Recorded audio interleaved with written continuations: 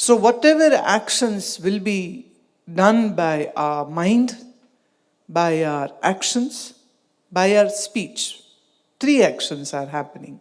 By mind, meaning when you think, when you speak, and when you do something with your body. So all these 3 actions are called the karma. Every action will have an equal reaction to it. That is called the phala, the fruit of your action. Right? Every fruit will further have 2 parts.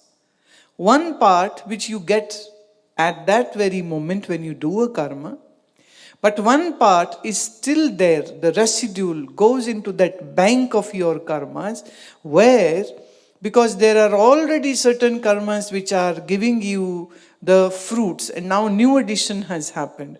So for these new additions of your karma, that goes in the bank, and in time, the seeds of your karma will fructify and give you the fruit.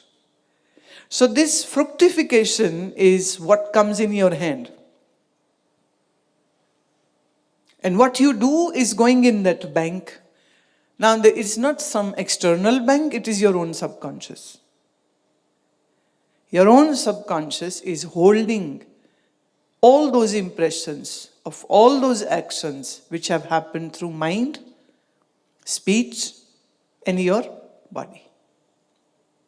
Now, with this whole bank of karma giving the fruits to you, for example, we have trees of mango in ashram, we have guava, we have amla, the gooseberry, we have many more fruit trees, but the fruit is available only when the season is there. I can stand under the mango tree and pray to it, please give me mango, I really want it. Tree is not listening to him because tree is following its own natural course. So when the right time comes, the flowering will happen, and then the small fruits will grow, and then these fruits will come to their optimum size, and then we'll have to wait for them to get properly seasoned, and then we can pluck and then we eat. We do have the trees, but the fruits come when their season comes. Similarly, we have all this karma accumulated in our subconscious.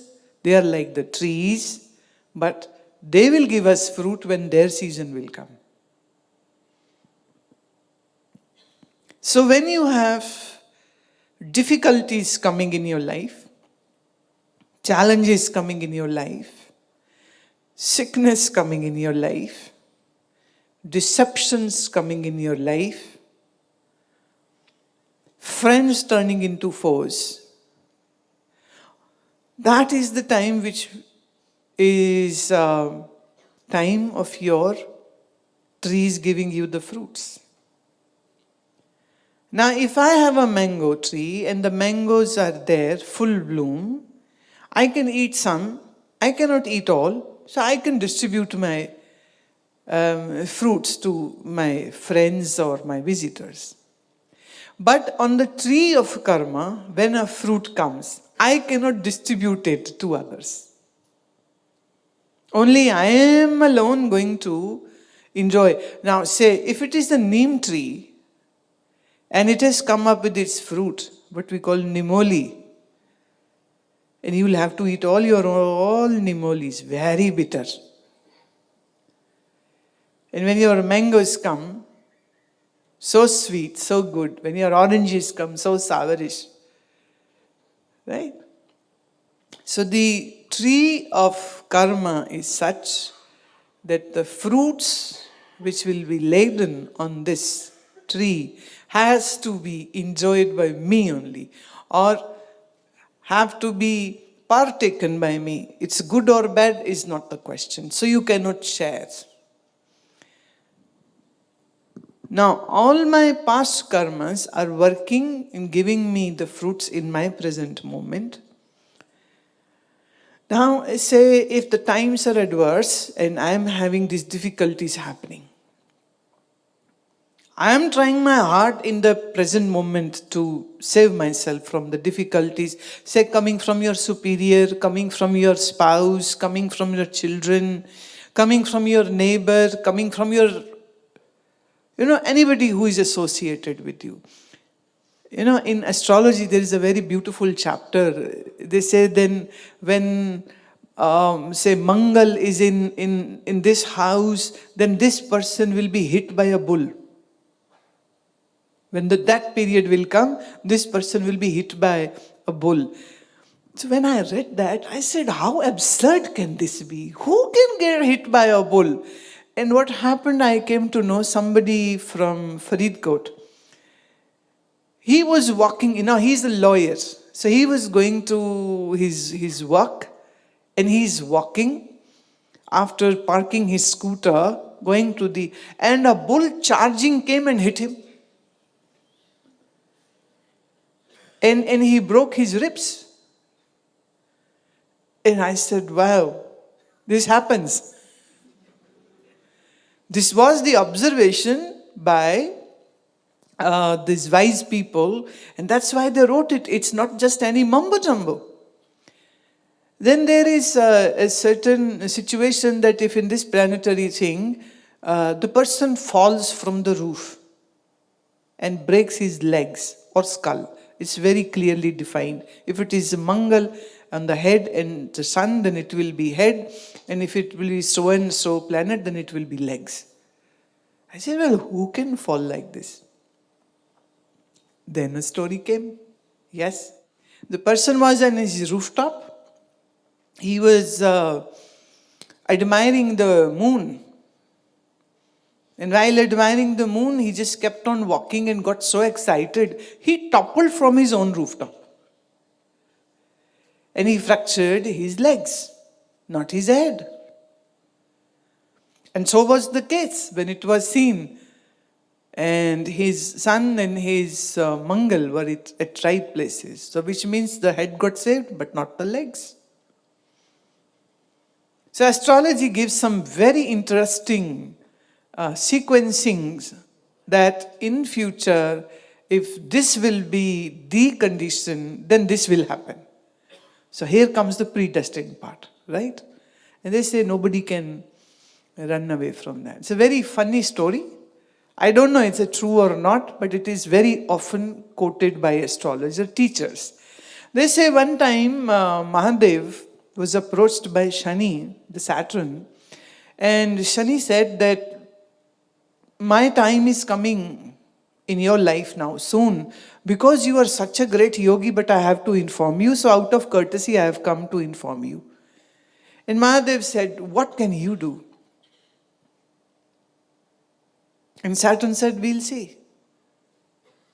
And Mahadev gave a thought, what should I do? So, he goes in hiding.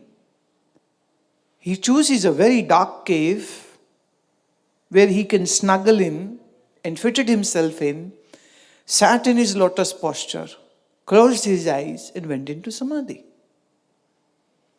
The period of 3 years passed. Mahadev opened his eyes, came out of the cave, and lo, the Saturn is standing right there. And Mahadev said, see, 3 years gone, you couldn't do anything. Saturn said, sir, my work was to put you in one place.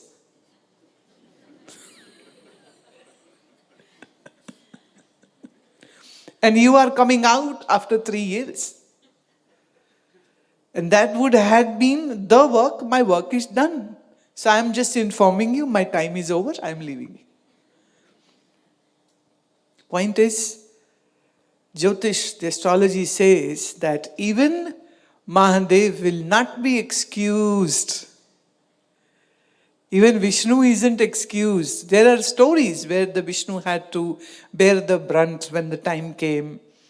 And the Shiva got the brunt.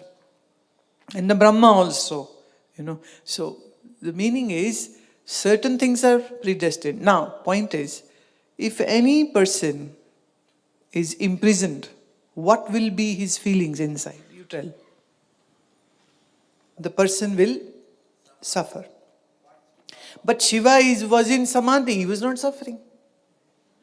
He was enjoying, he was in bliss. That is what comes with your resolve. Got it? The prarabdha can only give you situation.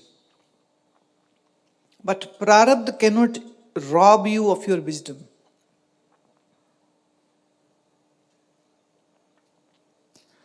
Prarabdha can only give you external situations. But it cannot take away the peace of your mind. But if you have too much attachment, yes, then you will suffer.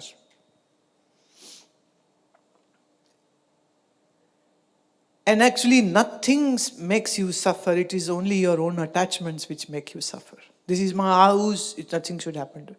Then my wife, she shouldn't be sick or dying. My children should always be with me. My money should always grow. My. This minus gives you pain. Just yesterday, there was the tsunami in Mozambique country. 300 people died. The country is devastated. But you are not mourning, Sudeep. You are not even shedding a single tear for them. Tens of hundreds of people died in Syria. Just yesterday, 3 army soldiers died in Kashmir. But you are not crying. You are not mourning. Why? Because there is no minus attached to that person. Right? So wherever the minus is, pain is. Wherever there is no minus, there is no pain. When you say, I am unable to protect my job, my family, my money, it is my family, my money, my house. When somebody chooses to become a sannyasi, with his or her wish is renouncing his house and is happy. Renouncing husband and the woman is happy. Renouncing the man and the woman is happy. But say if a man leaves the woman is crying. Man is happy. But then this crying woman will make this man's life unhappy. For ditching her, for adultery, she'll definitely punish this man. But when somebody chooses to leave the house and family and wife and children by choice, they are happy. But if somebody comes and steals away your house and your family, you will be very unhappy. Now here comes the point. When you choose to leave something, you are happy. When you choose to renounce, you are still happy. At one time you were very happy by keeping it, but then you became very happy by leaving it. The point is, where are you going to put your minus? That will change the whole story. When circumstances are tough, and you find yourself unable to do what you want to do, surely you will be very sad and a very difficult situation, and you will be very upset and everything. And then you ask this question, is it my prarabdha or am I incapable? Now I would say, the circumstances are making some changes. Go with the change. Sometimes even those changes are good. We might not be able to foresee it.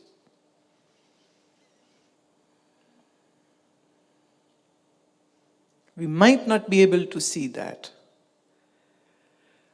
But any difficult situation might come in your life. But Sudeep, if you use your wisdom and see the thing with the bird's view, see it very objectively, and see it without bringing your minus into it, You'll be absolutely stress-free. You'll be absolutely pain-free. You'll be absolutely not disgruntled. As such, prarabdha and meaning the destiny and the power to change, they both go together. For example, if say I had been doing some bad things in my past and my bad things are now giving me bad times, but in my today I choose not to sulk, not to be sad, take the responsibility and make some great positive changes in my present moment. Now, this very present moment will change into past. So your all good resolve and all good karmas will become your past karmas. So if there was a heap of big bad karmas which gave you pain, now you will be creating good heap of good karmas which will give you happiness. Moreover, when you do good, you feel good. When you do bad, you are going to feel bad. And if somebody who after robbing or stealing or doing something bad doesn't feel bad about it, then psychologically this person is already screwed, needs a help. So any good person, if is lying because of whatever reason, feels bad inside. If a person cheats, feels guilty inside. And today or tomorrow, because of that guilt, he or she might look for making some good changes or confession or seeking apology from the person to whom you have, incurred some hurt or injury. But when you do good, while doing you feel good, it becomes a good karma in the bank of your karma. And because it is good, hence the fruit too will be good. Happiness, peace of mind, state of mind is all related definitely to what we have in store. But our abilities are definitely there working, they are in our control, so we can choose to do great good things now.